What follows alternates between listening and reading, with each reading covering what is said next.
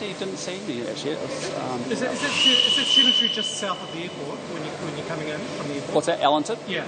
Yeah, just on Ellington on the corner there. Yeah, so that's where my grandfather was born and family was raised. And he spent a lot of time there as a kid. So, Right, I think that machine's off, so I think we're good to go. ready to go. Well, firstly, can I say welcome to Farah Engineering. This is an awesome business doing amazing applied manufacturing that then is products that are sent and used all around the world, all designed and produced here in Dunedin, which is pretty special. So I'm really looking forward to spending some time with the team here. But with that, happy to take any questions you've got for the day. So what's your reaction to the death of Bob Jones? Oh, he's absolutely a living legend of New Zealand. I mean, to think a guy started off in a stage house, became one of our most successful business leaders, had an interlude and had a massive impact on a 1984 election with the New Zealand Party. But also, I remember in my late teens and early 20s reading his books, Wowzer, Whacking and Letters. And he had just an acerbic wit and just a very, very quick and clever and highly intelligent man. So he's a huge loss for New Zealand, and I really just wish him and his family nothing but the very, very best from all of us in New Zealand. Did you have any personal experiences with Bob Jones? I had a few interactions with him, but more in the written form rather than the physical form. Where we had engagements on different things around, I remember Air New Zealand at the time. But again, he was someone I admired hugely because I came through a period in time where he was really at the forefront of New Zealand business in the late 80s. And as a young kid learning economics and accounting, he was one of our sort of great business leaders, going off and doing quite bold things. And but also, as I said, I remember getting into his books and really just loving his books. I just encourage everybody, read letters, read 80s letters, and read Wowzer Whacking. Yep. Prime Minister David Seymour has advocated for a much smaller executive, fewer ministers, fewer portfolios. What are your thoughts on this, and has the executive become too bloated? No, it hasn't. But what we are focused on is making sure the public service is as efficient as it possibly can be. It's leveraging and using technology. It's got good focus on its priorities, and importantly, is delivering good value for money. And so, that is all the effort that we've had over the last 16 months has been delivering against that. And obviously, that executive makeup is your prerogative. Do you view Seymour's suggestions as criticism of your decision? Oh, absolutely not. He's part of our coalition government. He may be speaking in the capacity as an ACT party leader, but he's very clearly part of a government. He's also a minister that started a new Ministry of Regulation, and he's a key part of it.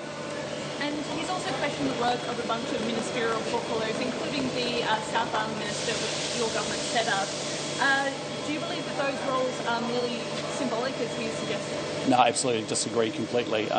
We want to focus on the South Island. We want to make sure the South Island is getting its fair share of infrastructure and delivery, and I want the voice of the South Island in the Cabinet as well, and it's really important that happens.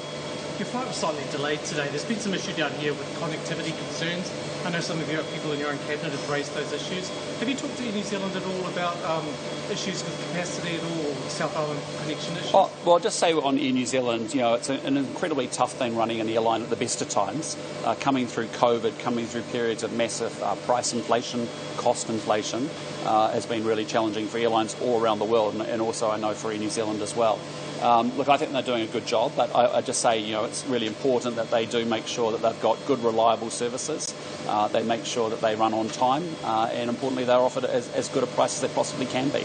But I just want to acknowledge it's been a difficult time for any airline in the world. When you look at the cost inflation they've all suffered and dealt with. You mentioned price. Do you ever check those ticket prices at all? Oh, well, there are things that people will raise with me, up and down the country from time to time. But all I'm just saying is, as a former airline CEO, it's always important that you have good offering of price, as competitive as you can be, that you have reliable services, and that they're on time. But is it right that it's cheaper to fly to Australia than to fly to Wellington and Dunedin? Well, again, there are decisions. There's lots of economics that go into decisions around pricing that airlines make all around the world, and so those are decisions to level at Air New Zealand.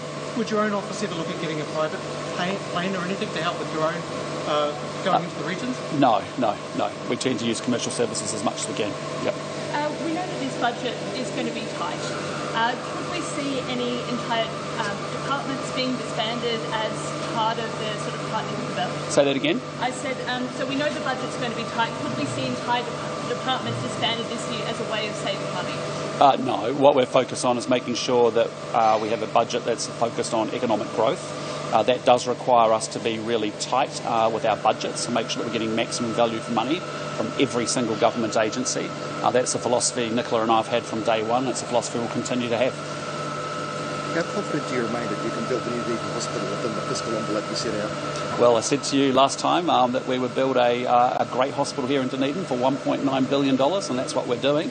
And isn't it great that we're doing it? And after 6 years of inaction from a Labour government, it's great that the Otago Daily Times is right behind us, encouraging us and saying, well done, thank you, National, for delivering us an awesome hospital, well, yes, which we look forward to getting into construction in the middle of the year. Well, we fully accept you're building it. What's going to go inside it is the issue.